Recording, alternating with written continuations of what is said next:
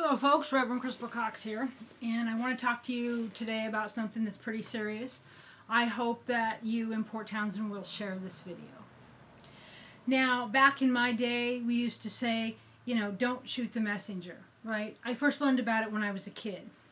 So I was witnessing abuse in my family, and I would try to tell adults around me, and they would silence me. I would get in trouble. I would get in trouble for telling the truth. I tried to talk to people about abuse that I was experiencing, and I got in trouble.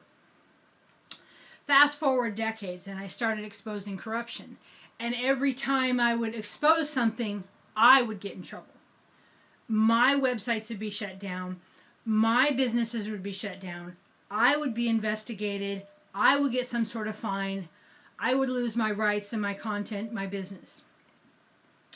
Now, in coming to Port Townsend, I have reported on corruption quite often, and every single time I've got in trouble for it.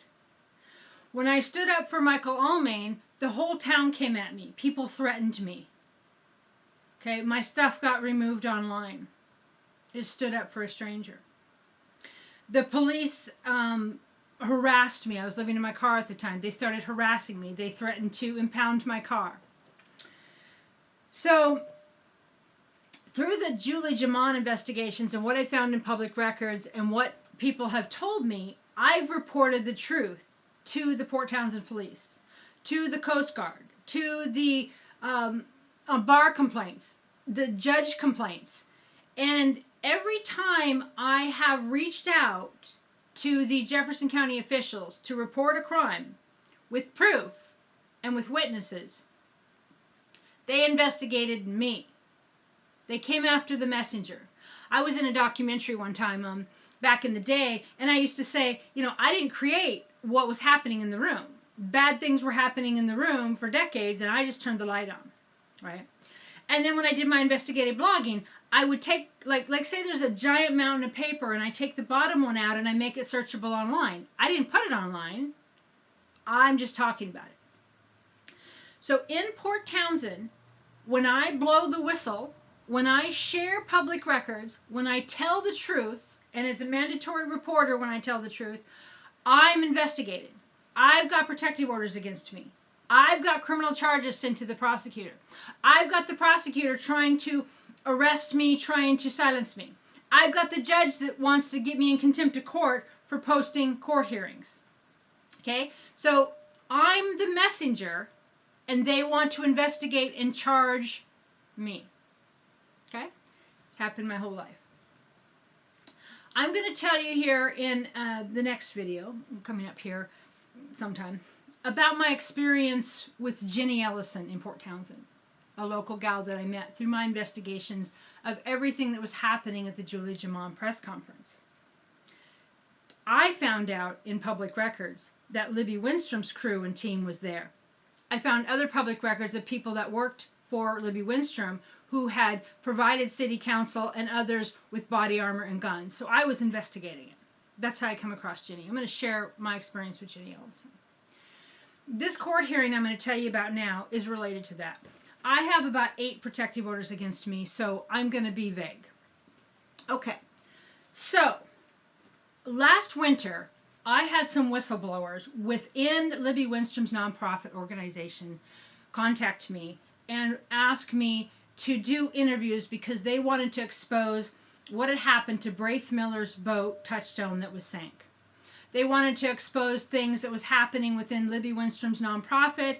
They wanted to give a voice. Well, one of the whistleblowers said, I made an agreement that I would not post the interview until Jenny Ellison was drug into court for any reason. So last February, Jenny Ellison went to court. I brought her to court because she called me one night and she was really upset. Now, I'm not disclosing things the public don't know. It's already out there. Jenny Ellison has a bona fide mental health issue. She is legally a vulnerable adult. The Port Townsend courts, not doctors, have ruled that she isn't. We'll get into that another time. She was experiencing something traumatic, and I encouraged her to call 911, and she was frozen in fear for various reasons. Whether she called 911 in the past or any other time is irrelevant. That night, I decided, as a victim's advocate, as a spiritual advisor, as someone who cares, as a mandatory reporter, that I wasn't going to take any chances with her life. I don't know what's going on. I'd only met her the one time. She was one of the whistleblowers that come over that night. Only time I'd met her. I wasn't going to mess around. I don't know if she's telling the truth. I don't know if she's in danger. I don't know if this man's coming to kill her right now, or the other man that said that the other man's coming to kill her. I don't know what's going on.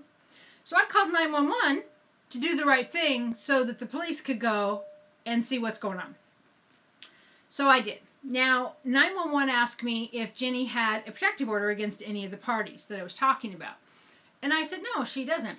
And then they said, well, you could get one for her as a victim's advocate. And in my victim's advocacy I've done for decades, I expose the bad guys online.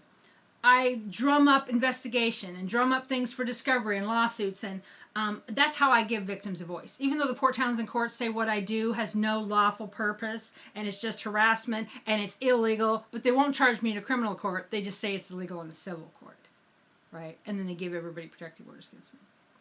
I've lost the plot here.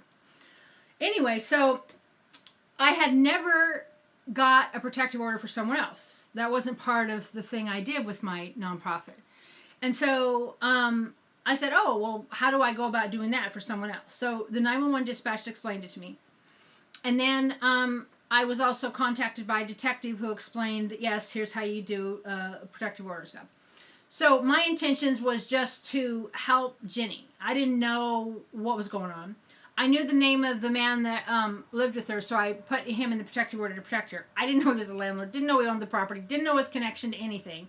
I just knew his first name, put it in there. Well, that brought a lot down on me as well. So, one of the interviewers that night said to me in the interview that people associated with Libby Winstrom's nonprofit he was talking about. He wasn't talking about who the courts are pretending he was talking about. He was talking about pretty much everybody associated with Libby Winstrom's nonprofit, right? Which is about a dozen people, okay, men and women. He said, he was telling the story of everything that happened. He's a bona fide whistleblower. He reported on all this stuff. Commissioner Pro Tem Judge Lorraine Remsen had me remove the YouTube interview. It was in actual official investigation. It was linked as evidence. She removed that evidence. She tampered with that witness. She tampered with that evidence by having me remove it online. And the other party even put a transcript, okay, incriminating people of Libby Winstrom herself and people of her nonprofit. Okay, all went away because Pro Tem Judge Remsen gave them all protective orders to remove the content online and protect Libby Winstrom. Okay, so what I'm about to tell you is pretty much the poster perfect of shooting the messenger, persecuting the messenger, okay? Criminalizing the messenger and absolutely ignoring the message. Criminalizing the person who says, hey, this guy is dangerous. This guy is going to harm this person, this person, this person. Here's 100 pages of evidence proving what he's done and what he can do. And the court's saying, you, Crystal, are the one who's the criminal. You're the one that's violated the law and unlawfully harassed others. You did it.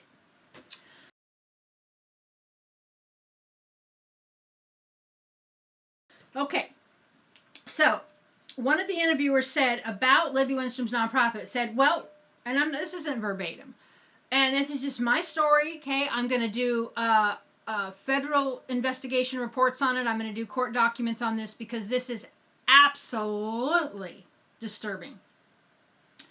So one of the gentlemen said, no one from Libby Winstrom's nonprofit, he named it differently, but he said, has done anything stupid enough to end up in a body bag.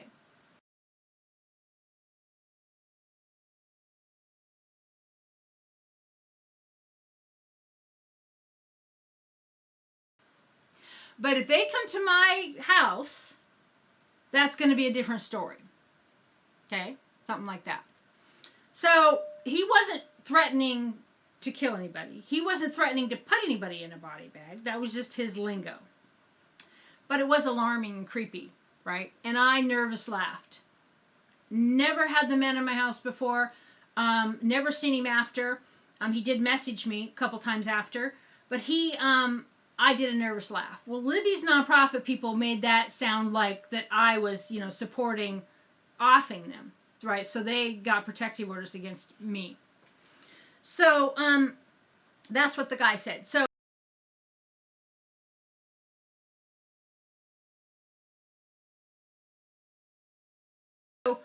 I fast forward. Okay, so that was the interview, and then like 2 months after the interview is when Ginny called me, and she was having a panic attack, having a meltdown, and I was being responsible, and I called the authorities because I didn't know the parties, I didn't know what was going on. I called the police. I was being responsible and telling the truth. Okay, so when they suggested I get a protective order, I thought, okay, well, okay, in hindsight, woo, probably shouldn't have done that. But I thought I was doing the right thing. So I went to the courthouse and I got a protective order against the people that she was afraid of. And so in those filings, I provided hundreds of pages of proof of what the parties had said to Ginny and done to Ginny, and how they had left her for dead, and how they were harassing her and going after her and after her and after her. And went to a court hearing. I guess I am going to do a little bit more detail than this. So I went to a court hearing about it, and all of Libby Winstrom's nonprofit came to intimidate Ginny, because Ginny knows things about them. They came to stick up for the other people, okay? Now, there was incident reports, there's history of domestic violence, but APS doesn't care, social services don't care, the police don't care, the judges don't care, all they care about is politics. Okay, so we're at the hearing, and then with Commissioner Forbes, and she decides to wait 2 weeks because I had introduced a whole bunch more evidence on all of the bad things that the guys did to her, and I'm just standing up for her. Well, in that 2 weeks' time, I got 8 protective orders against me from all of the people in Libby Winstrom's nonprofit. Not her, because, she's a public figure. She has other people do her work for her. Okay, so then we went to court. Again, I'm going to talk this detail another time. But so what I put on the docket with these protective orders was showing, so Commissioner Forbes, okay, and I've also Judge Walker, and also Commissioner Pro Tem Judge Lorraine Rimson. I gave them information to show them how dangerous this man was, and how Ginny was in danger of this man. Okay, I showed them the proof. I gave them a link to the interview. The other parties even gave a transcript to the interview. The courts knew how dangerous this individual was. Okay, so in Walker's court, one of the parties said that I was condoning putting the people of Libby Winstrom's nonprofit into a body bag. So in other words, like, I had death threatened them somehow because I interviewed someone that made a comment that I didn't control. Because I sounded the alarm to the courts and the public, I was somehow condoning or wanting harm to come to them. Not true in any way. But when it was said in court, and I have the transcript of this, and I have the hearing video.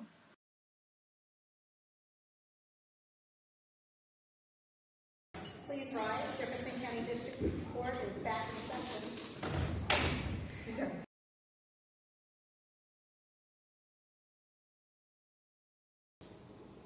I would like the court to address what he is saying about that video.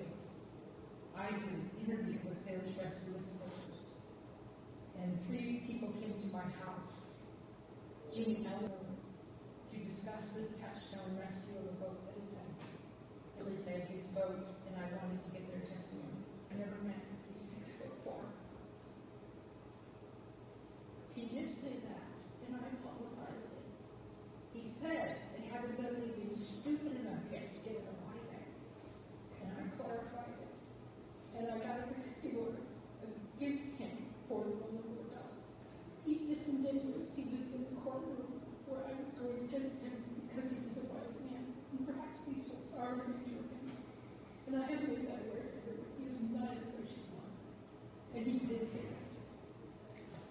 Anything else, Ms. Cox?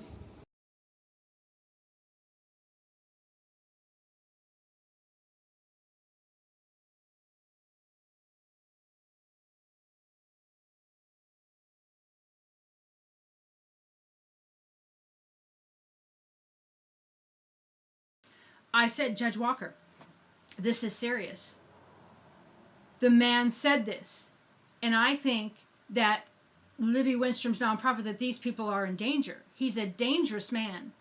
And this should be taken seriously. I said this to her. She completely ignored it. Okay? So, that's where we're at with the body bag story. Okay? So, Judge Walker gives a protective order, against me to these men. Judge Walker gave protective orders against Jenny Ellison from other men within Libby Winstrom's nonprofit and around it. Pro Tem Judge Lorraine Remsen gave the individual that I'd warned them how violent he was, the one that made the body bag comment, that I let the court know how dangerous he was. And I said, hey, Judge Walker, he's dangerous. Like, look at this right here. I mean, I can prove this on the transcript and in the video of the hearing. I warned them. It's all on the docket. Remsen knows. Commissioner Forbes knows. Okay, it's all right there.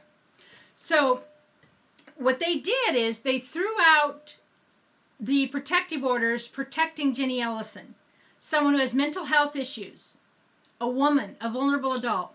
They said she's not a vulnerable adult and I can't speak for her, okay? She still had, even if they didn't believe that, which is a total lie. I showed them the law, I showed them the proof. And even if they didn't believe that, she has mental health issues. And I showed them all the proof. But they were hell-bent on protecting Libby Winstrom. So they denied Jenny Ellison protection from this individual that was highly dangerous that had made the body bag comment. Okay? And they gave the individual a protective order against me, who was fighting to help this woman I'd never met. And these demons gave a protective order against Jenny Ellison in favor of the individual. So the individual that made the body bag comment, he got protective orders against me and Jenny. Then he continued to stalk her, message her, go to her property, get her evicted, harass her, and the courts did nothing. The police do nothing. Okay? She's the victim of domestic violence. She has no tenant rights, no victim's rights. Okay? None. Attorneys are screwing her over. The Adult Protective Service is screwing her over.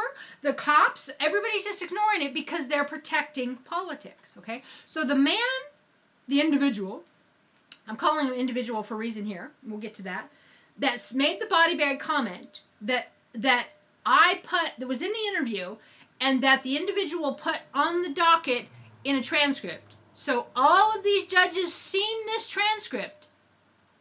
Okay? All of these judges seen it on the docket. They seen, I said it, I talked about it, I warned them of the danger of this guy. I warned Walker the danger of this guy, right? I'm sounding the alarm. And to them, that's me condoning the man threatening to put them in body bags, which he was actually just kind of threatening to defend himself if they came to him. He just worded it kind of brass. I didn't take it as he was threatening to kill them. I took it as he was saying, hey, if they try to come over here and put her in a body bag, tough guy talk. That's what I took it as. But I still was uncomfortable with him, and I nervous laughed. Yeah. Mm-hmm. And so, okay. So do you got that whole story?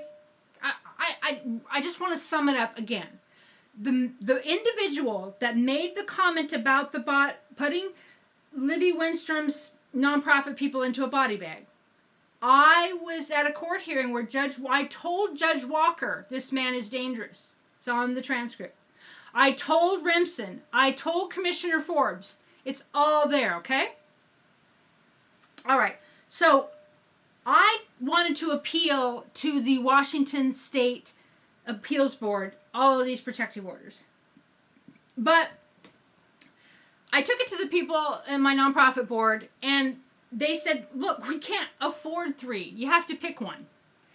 There was 3 that multiplied out to 8. So I picked the one that was the most important to the Julie Jamon case and appealed that. Because I was denied the right to go to the Maritime Center or speak it. I was denied the right to talk about the wooden boat school or go to it. I was denied the right to say the word Salish Rescue. So I appealed. And I've now won the right to say those 3 things and to go to those locations in the appeal. The appeal ruling from Judge Brandon Mack came in yesterday. Again, I'm going to be filing stuff on this. But it is the absolute most horrific example of shoot the messenger, investigate the messenger, go after the messenger that I have ever seen. All right? So Judge Mack, to his credit, he said that it's against state and federal law for the petitioner to include Salish Rescue, to include the Maritime Center, to include these other places, which is what I was saying. I said I had a right as a taxpayer to go to these places. Libby Winstrom, as the president of Salish Rescue, have a right to talk about it. And so I won that right. Now, the other people involved kept their protective order against me. Okay, 2 of them were claimed to be in the same household. They're not. The public records, they're not. I'm not talking about them. I'm not talking to them. So police, don't be like arresting me, okay? So the most important thing here, the most absolutely disturbing thing, and I hope you share this video with everybody you know. Judge Mack said, I was guilty of unlawful harassment. If I'm guilty of unlawful harassment, why don't I get a public defender? Why don't I get to adjudicate the crimes that I'm accused of? I was accused of alleging unsubstantiated facts of crimes that I alleged that these people did. Right? I didn't get to adjudicate whether I had the facts or not. It was ruled in court, I don't have no facts, and it's unsubstantiated. It was ruled that I have unlawfully harassed them, and I am guilty of unlawful harassment. Where I had proof, I had people that told me, I had audios, I had texts, I had other people that told me it, okay? The other thing, I'm guilty of unlawful harassment because Judge Mack said this. He said, I posted an interview. So I did an interview of a whistleblower, their words, and Judge Mack said, I posted a video where the individual said that he was going to put members of Salish Rescue in body bags, and that the petitioner was one of those members. First of all, the petitioner was not even in the conversation, was not about him at all. The interviewer was not even talking about him. It was another 12 people associated with Libby Winstrom. Judge Mack said, I posted that interview, the one that Remsen's made me remove, and that in me posting that interview, where the man said he was going to put him in body bags, I was endorsing him putting them in body bags. I was endorsing this individual to kill the people of Salish Rescue and put them in body bags because I posted an interview of someone else saying what they said about the body bags. Right?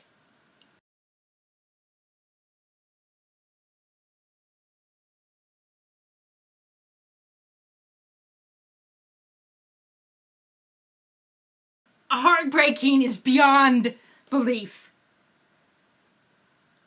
This man, this individual that Judge Mack's talking about, has a protective order against me. Yeah, he's fucking dangerous. He has a protective order against Jenny Ellison, who's 5'4", and he's 6'4". Thank you, Judge Remsen. Judge Walker gave them protective orders against Jenny. This woman standing alone as a whistleblower who knows crimes of a public official.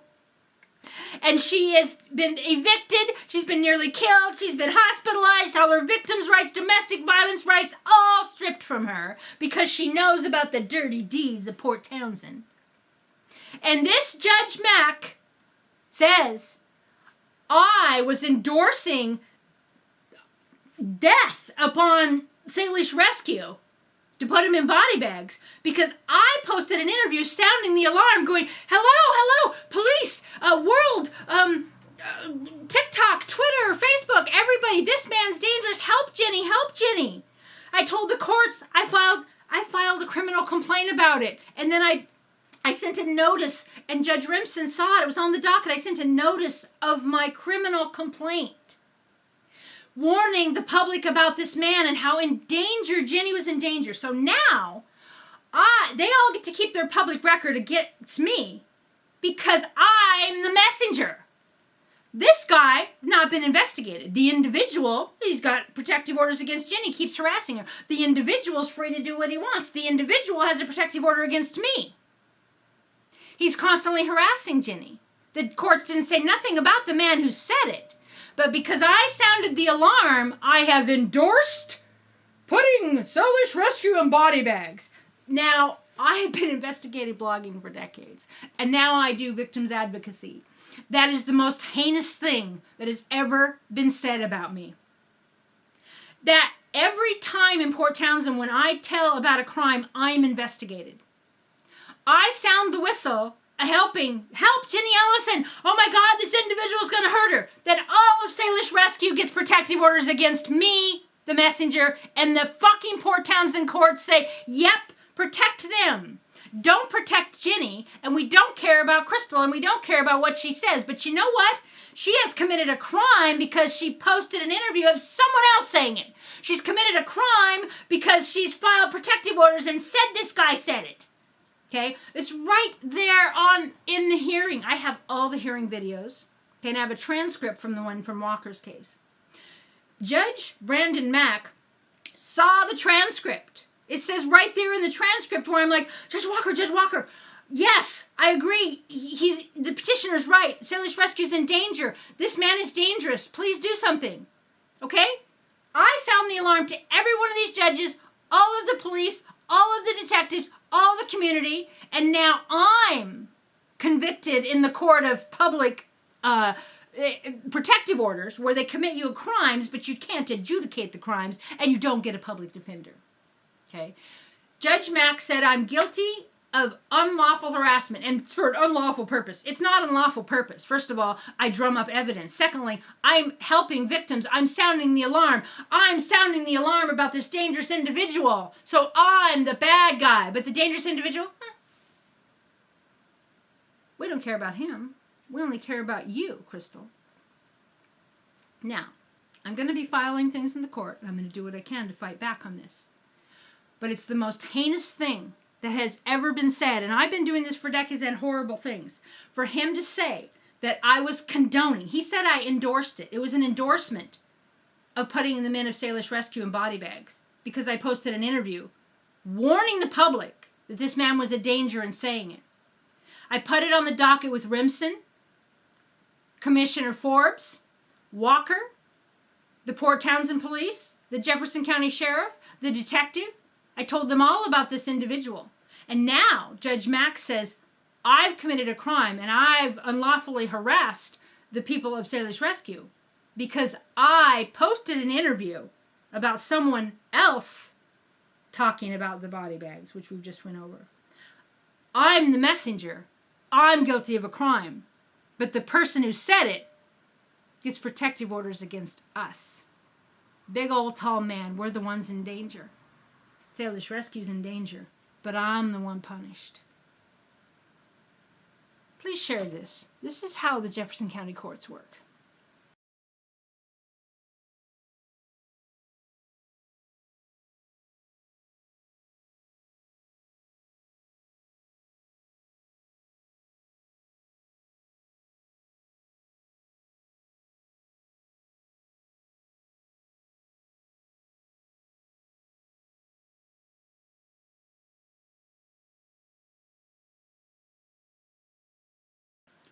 The most absolutely disturbing thing, and I hope you share this video with everybody you know. Judge Mack said, I was guilty of unlawful harassment. The other thing, I'm guilty of unlawful harassment Because Judge Mack said this. He said, I posted an interview. So I did an interview of a whistleblower, their words, and Judge Mack said, I posted a video where the individual said that he was going to put members of Salish Rescue in body bags. Judge Mack said, I posted that interview, the one that Remsen's made me remove, and that in me posting that interview, where the man said he was going to put him in body bags, I was endorsing him putting them in body bags. Judge Mack said, I posted that interview, the one that Remsen's made me remove, and that in me posting that interview, where the man said he was going to put him in body bags, I was endorsing him putting them in body bags. I was endorsing this individual to kill the people of Salish Rescue and put them in body bags because I posted an interview of someone else saying what they said about the body bags. Right?